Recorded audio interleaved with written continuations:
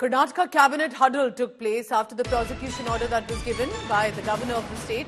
And in this cabinet meeting was Chief Minister Siddaramaiah, Deputy Chief Minister D.K. Shivakumar, chaired this meeting over the Muda scam allegations against them that they have consistently denied. But after the RTI that had been submitted to the governor's office, governor has given a prosecution approval if required in the case.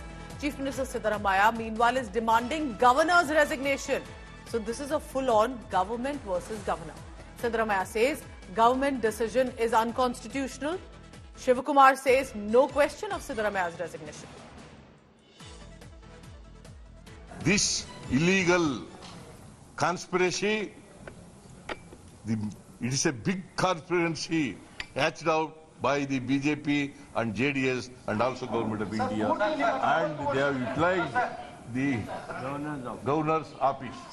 It clearly shows that the sanction given by the governor is totally unconstitutional and illegal, politically motivated, and he acted according to the direction of the Government of India, and he is a puppet in the hands of Government of India. Ananga Keshav also joins me for the latest on that. Ananga, so he's choosing his words very carefully, and it appears someone also prompted in my head when he said politically it's a vendetta against them. But what are their demands right now? Why are they asking for governor's resignation now? Well, clearly, Pooja, this is a heated up governor versus government kind of situation here in Karnataka that's exploding. You know, including Chief Minister Siddaramaiah himself. He said that if the governor has any sort of morality left in him, then he should immediately step down from his position as the governor. That is, Mr. Thawarchand Gehlot should step down as the governor of Karnataka. Is the kind of demand that was put forth by the Chief Minister himself.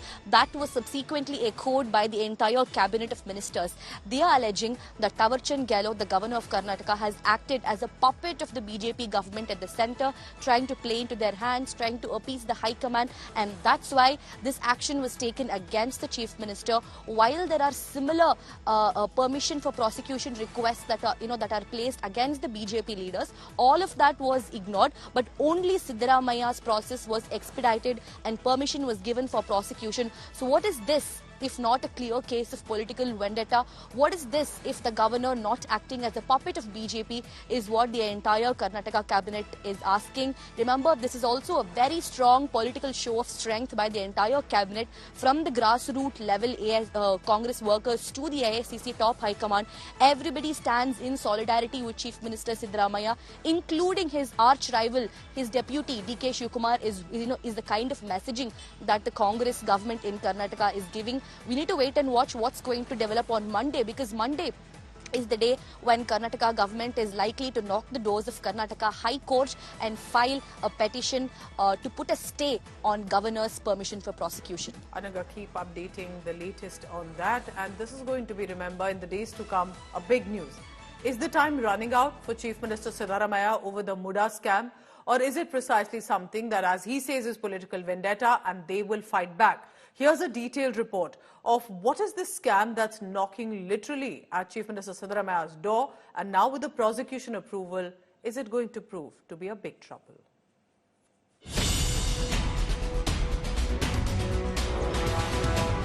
Trouble deepens for Karnataka Chief Minister Siddaramaiah. Governor Thawarchand Gehlot on Saturday sanctioned his prosecution in the alleged Muda scam. Siddaramaiah vehemently denied all charges, dismissing them as politically motivated vendetta against him. I will fight it out legally in a court of law, because it is an illegal sanction given by the governor, who is a puppet of the central government. There is no prima facie case against me or against anybody, and the BJP has no moral right to ask my resignation. The row erupted after RTI activist T.J. Abraham lodged a complaint accusing Siddaramaiah of concealing critical information about land holdings in his election affidavit. The complaint centers around land owned by Siddaramaya's wife Parvati, who is alleged to have benefited from land swaps. The Mysore Urban Development Authority or MUDA had allotted her land in prime locality as compensation for the land acquired from her.